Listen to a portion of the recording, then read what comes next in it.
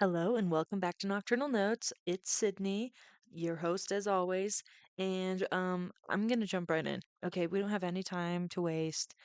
It is already 10 p.m. and I'm just hitting record.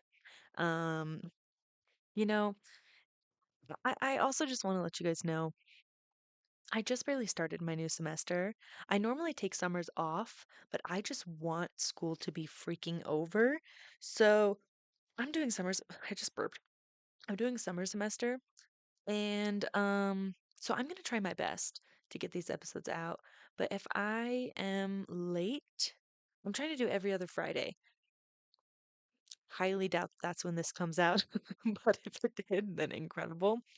Um, but yeah, I'm gonna keep trying to put out these episodes as quickly as I can. Honestly, like recording the podcast, like is my reward for doing my homework. Like I do my homework during the day or during the evening, and if I did as much as I'm supposed to, then I reward myself to studying or preparing for or recording the podcast or editing the podcast. So welcome to my reward. And yeah, like I said, I'm gonna keep trying my best. Bear with me, if I don't get these episodes out exactly when I tell you to. Just know I'm very much trying, okay? This is your reminder before we jump into all of our housekeeping to please subscribe to my YouTube channel. I'm trying to get to like, I don't know, 10 subscribers. That'd be nice. I also have social media platforms you can follow, Ti- TikTok and Instagram. If you could please give me a follow, I will kiss you on the mouth. Not really. I'm married. I wouldn't kiss you. Okay, so we have some housekeeping. First of all, I this past weekend went to go see the new Weekend movie. The Weekend released a movie that kind of coincides or I guess matches his latest album. His latest album is called Hurry Up Tomorrow. His movie's called Hurry Up Tomorrow. Um, and you know what? I liked it. I went with I dragged my four best friends along, and they have more interesting takes. They have the popular opinion, which is, well, that was interesting, but I liked it because I like The Weeknd. I like that he tried to make it like a deep psychological horror thriller type thing. I liked it. Do I think it's the best movie ever made or the best movie of the year? Well, no. Sinners is the best movie of the year so far. Um, and I did like it. I would watch it again.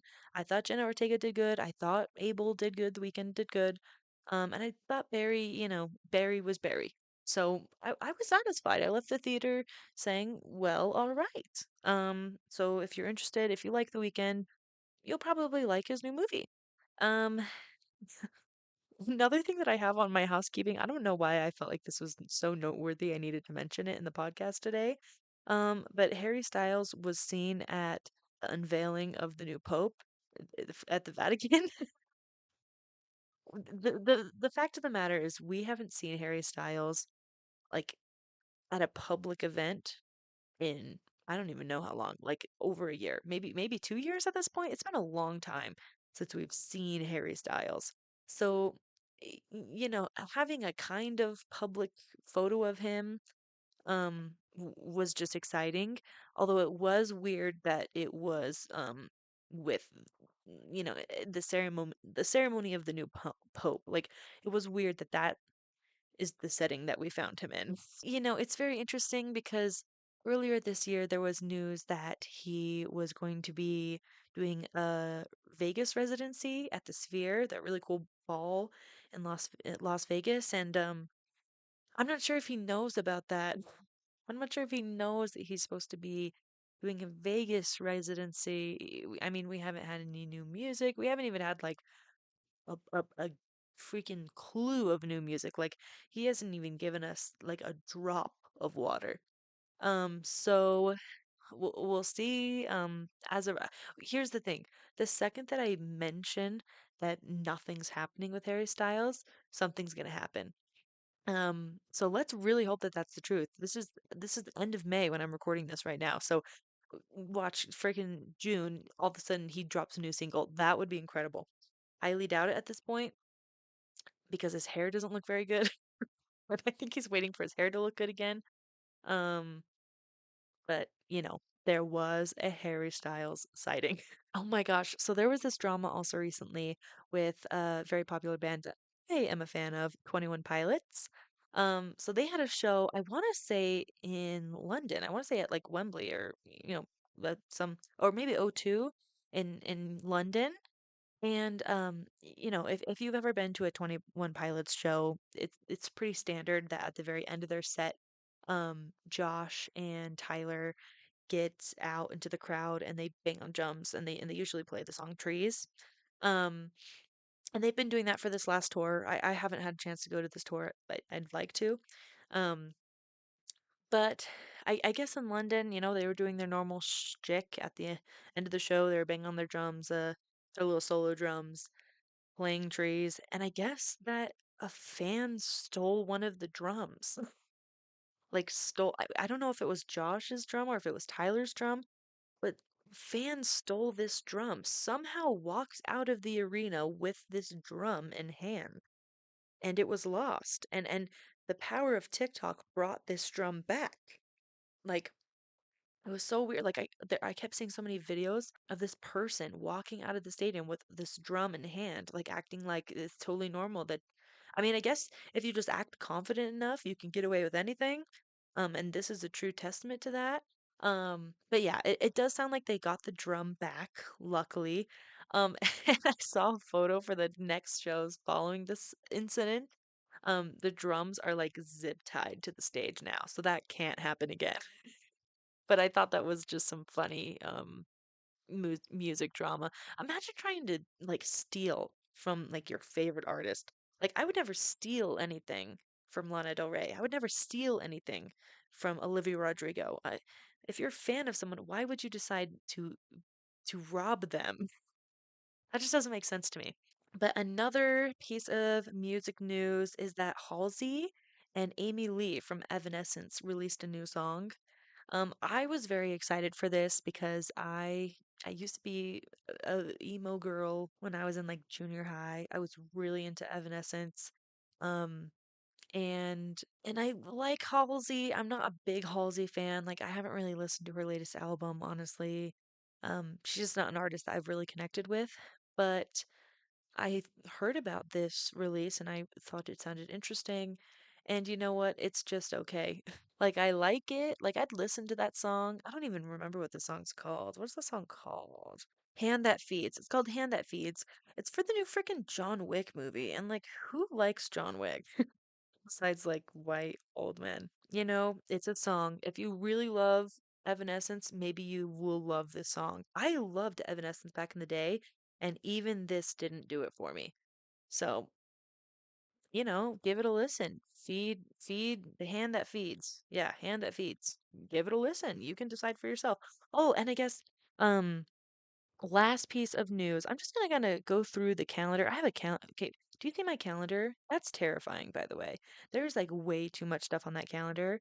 Um, but I have a calendar that I created that is all music releases that is coming up soon. Just so you can, be aware of things that are coming out soon. This weekend, by the way, I'm filming this on May 20th, okay? This weekend, is when Joe Jonas is releasing a solo album. It's called Music for People Who Believe in Love.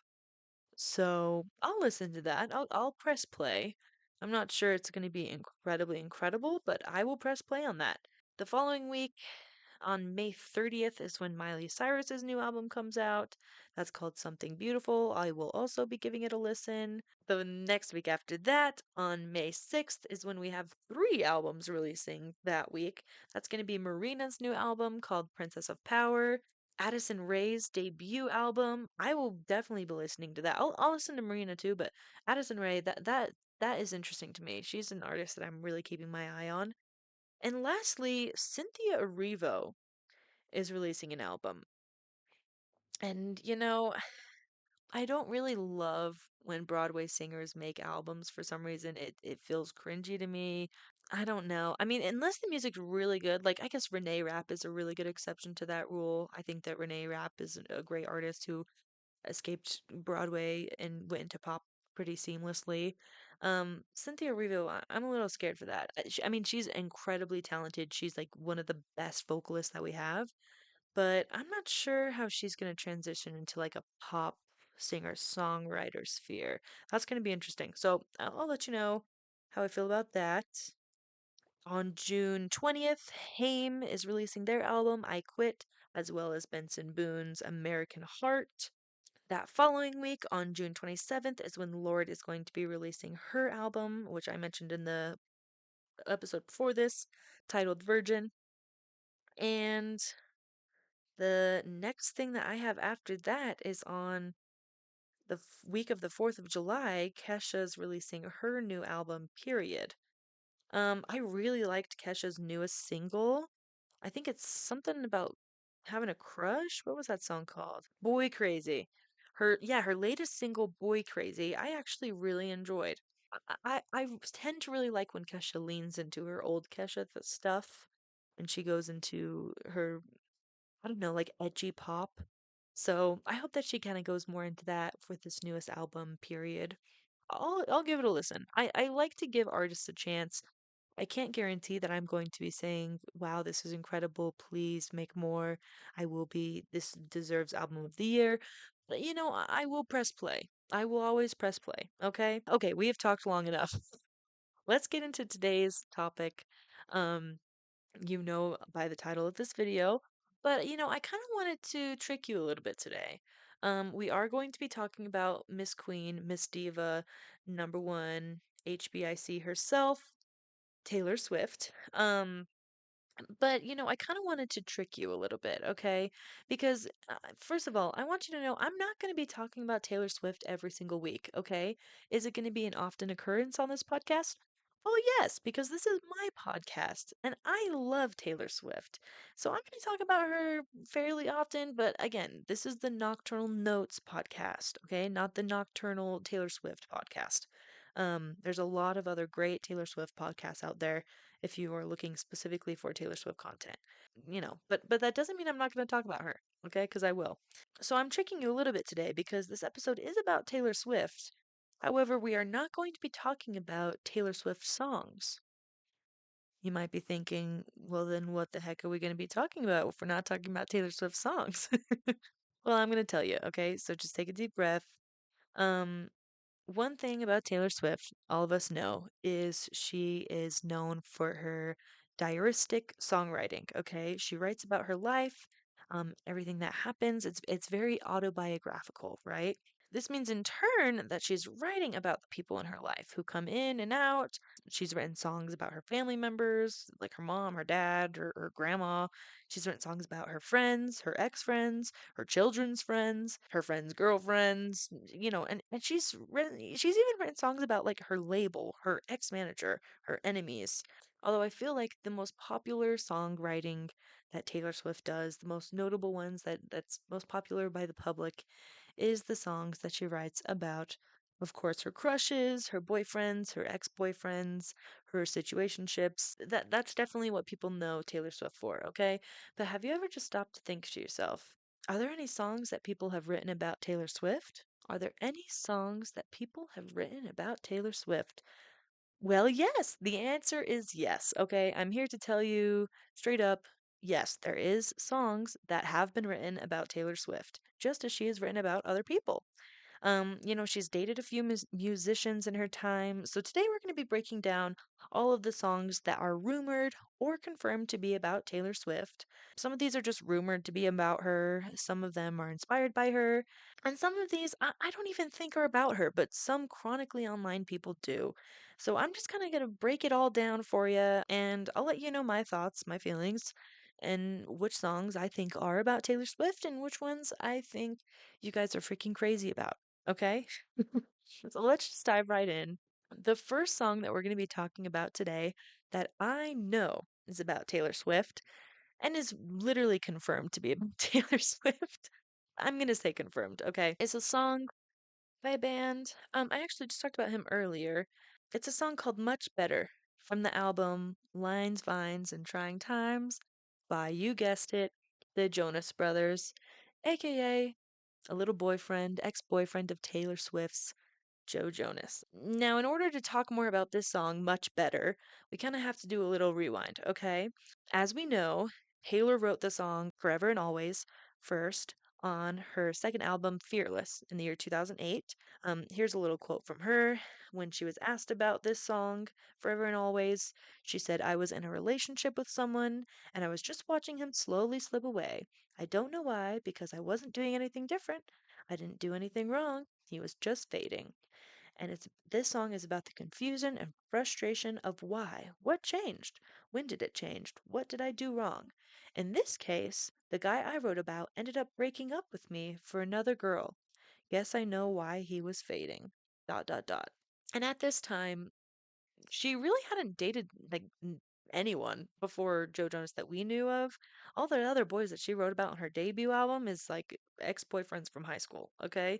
This is the first like public relationship that we knew about Taylor, and we knew that Joe Jonas very quickly after calling it off with Taylor got with an actress named Camille Bell. She also later that year went on the Ellen show and very famously called Joe Jonas out, saying that he broke up with her over a 25 to 27-second phone call. And that was a time very rare. Ellen straight up asked her, like, who is this song about? What is the song? What is Forever Always about? And she literally confirmed that it's about Joe Jonas. So this is like a song that we know for a fact. It's one of those few ones that she has given us the name. This is about Joe Jonas, okay? After calling it off with Taylor and getting with this actress Camille Bell, um, he decided to bite back, okay? And his response to this, Joe Jonas and of course the rest of the Jonas brothers, Kevin and Nick, released a song on their album the following year, so in 2009, called Much Better, talking about the girl that Joe left Taylor for, Camille Bell, and how she is so much better. I'm just gonna do a little skim of the lyrics of each song, just to kind of give you some lyrics that stand out that make it very obvious that it's about her. For example, here is the opening line from the song Much Better by the Jonas Brothers. Got a rep for breaking hearts. Now I'm done with superstars and all the tears on her guitar. I'm not bitter. All the tears on her guitar. The next line, he says, Now I see everything I'd ever need is the girl in front of me. She's much better. Imagine your ex just like looking you in your eye and saying, You know what? The girl that I'm with now, much better. That's crazy behavior. And basically for the whole rest of the song, Joe Jonas is just singing about how this Camille Bell girl is just so much better and how he wants to fly away with her and whatever. Camille Bell, oh, you're just so much better. Now Taylor doesn't go down without a fight. Okay? If there's one thing that Taylor does, it's not she's not gonna just let you say that this other chick is much better and have her not at least try to just absolutely tear this woman to shreds, okay?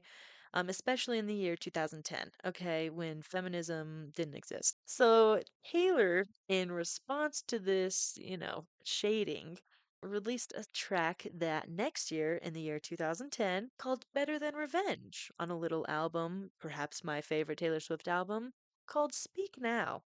And she was shading Camille Bell in this whole song. She's basically saying, You can take Joe, you can have him, but just know there's nothing I can do better than revenge. Taylor decided to end the song with very, very iconic lyrics, which are, Come on, show me how you're so much better.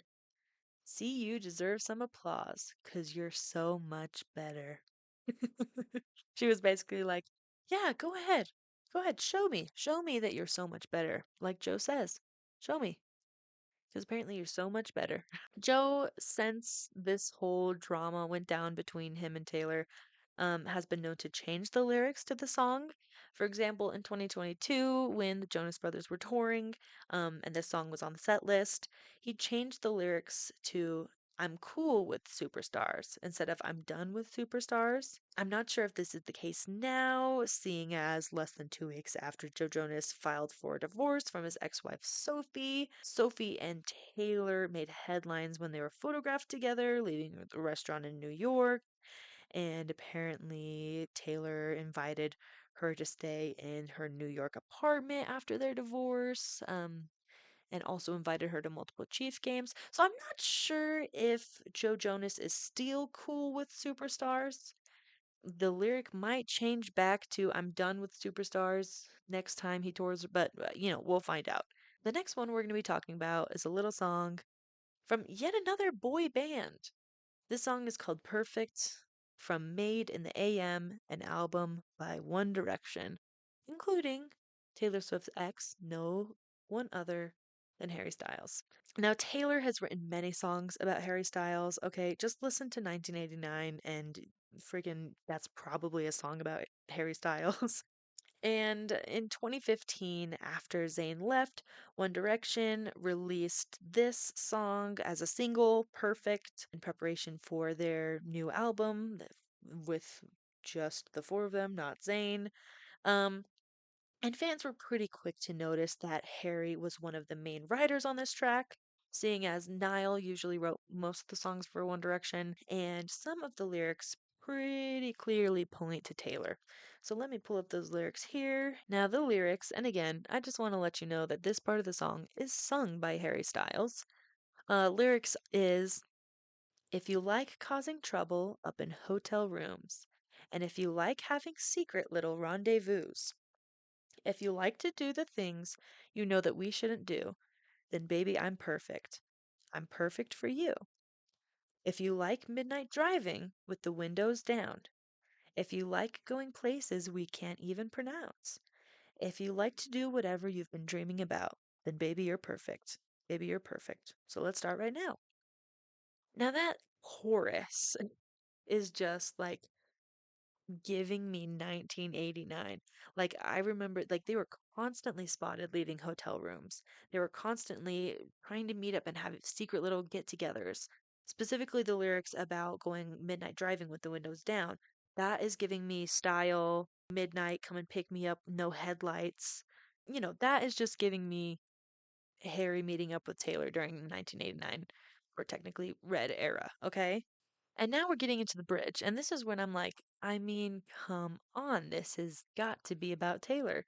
The lyrics are, and if you like cameras flashing every time we go out, and if you're looking for someone to write your breakup songs about, baby, I'm perfect. Now, who else could Harry Styles be singing about? From what I know, I don't think he was dating any other singers that could be writing breakup songs about him at that time. And I don't really know if there was anyone else that he was dating that would have those cameras flashing every time they go out besides Taylor. I mean, that's Taylor. That is Taylor written all over it. And I love to see it. I love to see Harry Styles writing a few bars for Miss Taylor, okay? Now there's a couple other songs that Harry Styles have written that I'm pretty sure are about Taylor. One that the chronically online people think is about Taylor, but I disagree with, is a song called Ever Since New York. I swear that these people think that the song is only about Taylor Swift because the words New York are in the title and that's associated with her 1989 album. But there was literally a time that Harry Styles confirmed that this song was not about Taylor. During a private show, he detailed that this song, Ever Since New York, was about when he got bad news about a family member when he was in a hotel in New York. And it's pretty heavily believed that this is about Harry's late stepfather when he was dealing with some pretty terrible things with a cancer diagnosis. So I'm going to go ahead and say that this song is not about Taylor because, like, why, why? That's all I have to say. It doesn't make any sense. The lyrics don't lean to Taylor in any way. It's literally just the title of the song. So I'm going to go ahead and say, let's let Harry Styles have that song about his stepfather, please. Thanks. This is a song that I'm pretty dang sure is about Taylor. This is a song by Harry Styles called Two Ghosts. This is the second single released by Harry Styles as a solo artist, although it was originally written to be included in One Direction's 2015 album Made in the AM, where that first song, Perfect, was written at the time. However, he decided to hold that track and keep it to himself, not include it on One Direction's album, because he said it was too personal and that he wanted to sing the whole thing himself. Too personal. Interesting. Now, in this song, before I get to the lyrics, he's basically talking about changes that he and his ex-partner have been going through since their breakup, noting, you know, different appearances, major character development. So, I think it's very possible that this song is about Taylor. Let me pull up the lyrics here. This is the first line of the song, okay? Same lips red, same eyes blue, same white t-shirt, couple more tattoos. It's not you, and it's not me. Hey, so sweet, look so real. Sounds like something that I used to feel, but I can't touch what I see. We're not who we used to be. We're not who we used to be. We're just two ghosts standing in a place of me, you and me, trying to remember how it feels to have a heartbeat. Next lyrics. The fridge light washes this room white. Moon dances over your good side. This is all we used to need, tongue tied like we've never known, telling these stories we've already told. And basically, the whole rest of the song, he's just saying, we're not who we used to be. We're just two ghosts standing in a place of you and me. The things that is saying, that is screaming Taylor to me, is same lips red, same eyes blue. Because that's very iconic things that Taylor Swift has. Blue eyes, red lips, blonde hair. And I also think it's interesting that he specifically says same white shirt, couple more tattoos. Because doesn't she say that in Style? She says, you got that long hair, slicked back white t-shirt. I'm just saying it's interesting. Now, this next song is technically an unreleased song, okay? This is a song that leaked of Harry Styles. It was an outtake from his debut album 2017. However, we found this track on the deep dark web.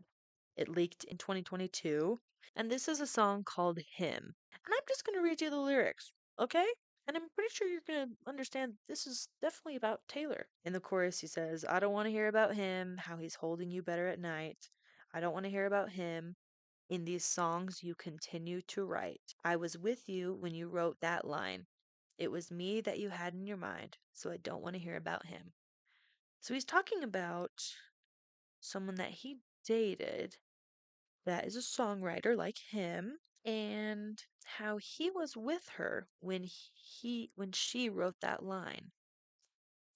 Maybe he went with her to Electric Lady Studios and maybe he went with her to a little meetup with Max Martin when they were writing some songs for an album called 1989. The opening verse in the song Hymn is You were so right, there's always two, the one who stays and the one who's leaving you.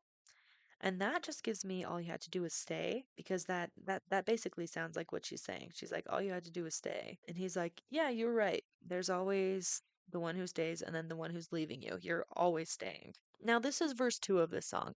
And if you say that this song is about Taylor, I don't know what to say. I mean, you're just wrong.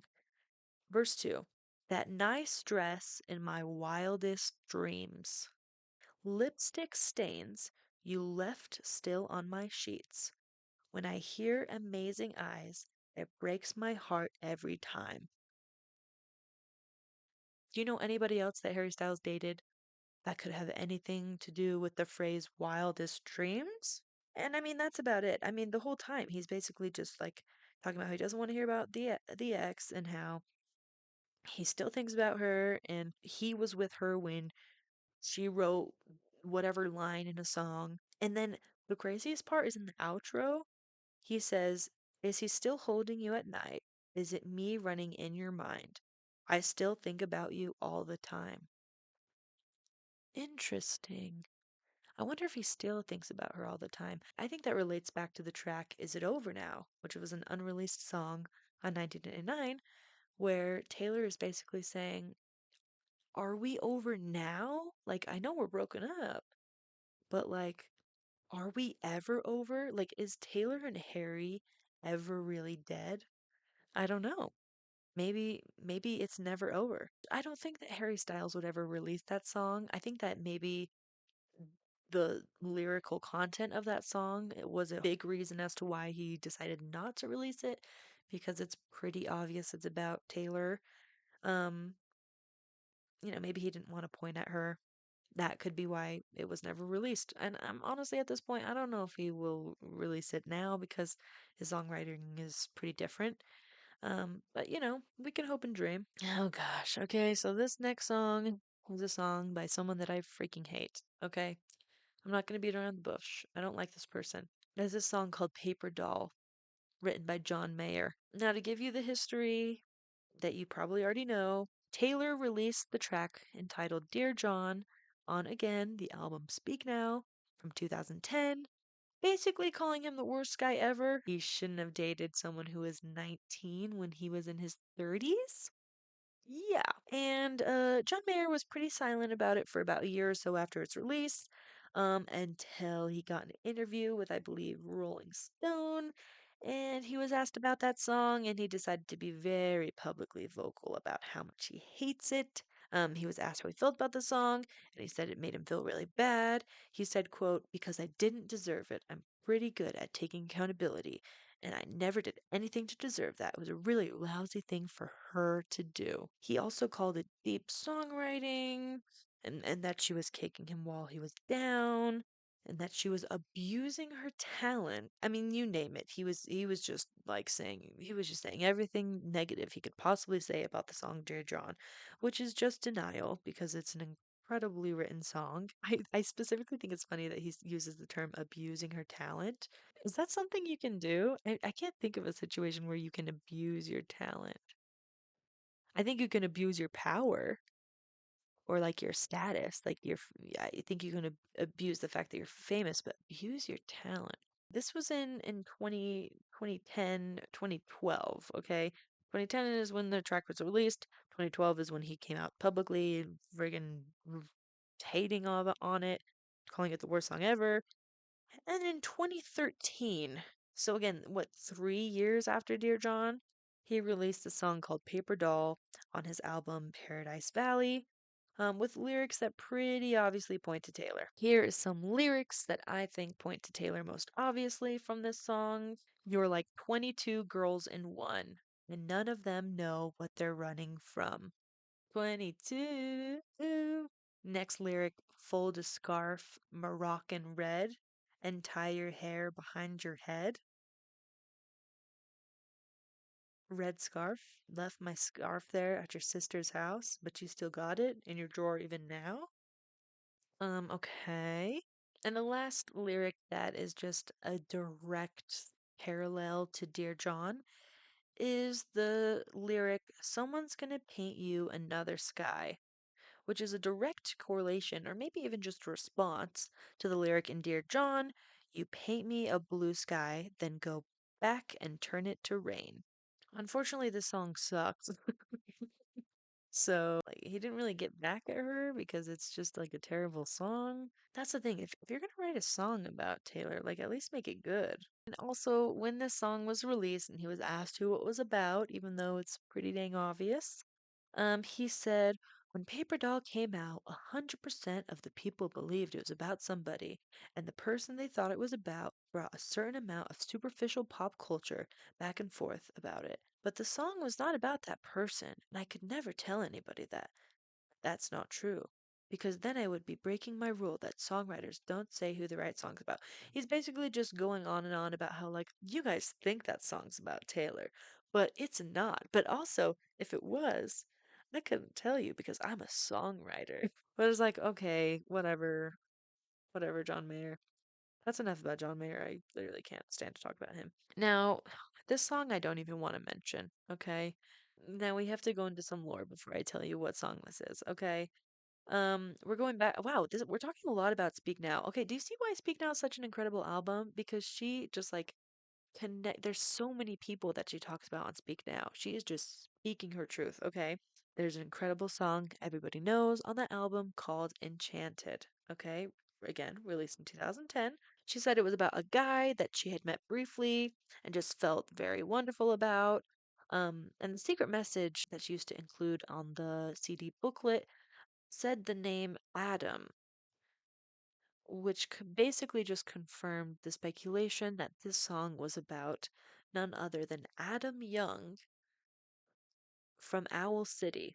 And Adam Young from Owl City decided to do basically the cringiest thing that he could have done when this news broke that the song was about him. And he went to Tumblr and he made this post on none other than Valentine's Day. And I'm just going to read you the post. Just try not to cringe. Okay, try not to cringe challenge, okay? Dearest Taylor, I'll be the first to admit gosh. I'll be the first to admit I'm a rather shy boy, and since music is the most eloquent form of communication I can muster, I decided to record something for you as sort of a reply to the breathtaking song on your current record. This is what I wanted so badly to tell you in person, but could never quite put into words. Everything about you is beautiful. You're an immensely charming girl with a wonderful heart, and more grace and elegance than I know how to describe. Like, just, just throwing the compliments, like pounding them in her face, okay? I'm not done. I'm not done. Um, you are a true princess from a dreamy fairy tale, a modern Cinderella. I'm terribly sorry it's taking me such a long time to reply, but I figured Valentine's Day was the perfect time to write this note to you and simply say, I was enchanted to meet you too. Love, Adam. And he linked a song also by the same name, Enchanted, where he basically just takes her song Enchanted and completely rips it off. Except for she in her song she says, "I was enchanted to meet you," and he's saying, "I was enchanted to meet you too." And he also like says her name multiple times, like, "Oh Taylor, I was so enchanted to meet you." And it's just really cringy. Yeah, it's so bad. So if you really want to cringe, listen to Enchanted by Owl City, okay? You'll find it on YouTube still, and it's so bad. Ugh, yeah, it's so bad. We're getting to the point where this episode's getting really long. I might have to split this into two separate episodes. Holy crap, I have so many more songs to talk about. So I'm going to talk about one more song, and then you're going to have to come back for part two, I guess. There's just too many songs written about Miss Taylor Swift, okay? The last song we're going to be talking about is a song by someone who I might have roasted on my podcast before. This is a song by Katy Perry. It's entitled Swish Swish. It's a response song to Bad Blood, which Taylor Swift famously wrote. It's a really long story. Basically, the summary is that Taylor and Katy said that they fight about some background dancers for their tours. I think it could be deeper than that since they both happen to date none other than John Mayer, but I digress. They had a feud, they didn't like each other, okay? Taylor wrote Bad Blood about her, and Katy wrote this 3 years later for her album Witness. This track, again, is entitled Swish Swish. Now, I'm going to read you some lyrics. I don't really know if any of them really, like, specifically point to her, but she has confirmed to James Corden that this song is about Taylor. You're calculated, I got your number, 'cause you're a joker, and I'm a courtside killer queen. Okay, sure. You're about as cute as an old coupon expired, and karma's not a liar. She keeps receipts. Okay. I'm trying to find something that is like very obvious that it's about Taylor, and I really can't find anything that like screams Taylor. Even Nicki Minaj's like rap on the song. Swish, swish, bish, another one in the basket. You can't touch this, another one in the casket. She's saying like I'm shooting hoops and you're not. And it just like wasn't true because like her album was a colossal failure. Witness was not a swish swish. But yes, Katie did confirm that this song was about Taylor. James Corden confronted her about this during their carpool karaoke interview. She literally said, "She started it and it's time for her to finish it. Now there's a law, cause and effect. You do something, there's going to be a reaction. And trust me, daddy, there's going to be a reaction." Why did she say daddy? It's the perfect example of what happens when you write a diss track that isn't good. Anyways, they're cool now. Katy Perry was seen at the Australian Eras store, so Okay, well, we're gonna take a quick break and you're gonna get a part two. Congratulations. Which means I have a freak ton of editing to do. So, come back to part two. I will upload that as soon as possible after this episode. And we have quite a few other songs to talk about that are about Taylor Swift. Again, don't forget to subscribe. Don't forget to follow me on Instagram and TikTok. And we'll talk soon. So goodbye.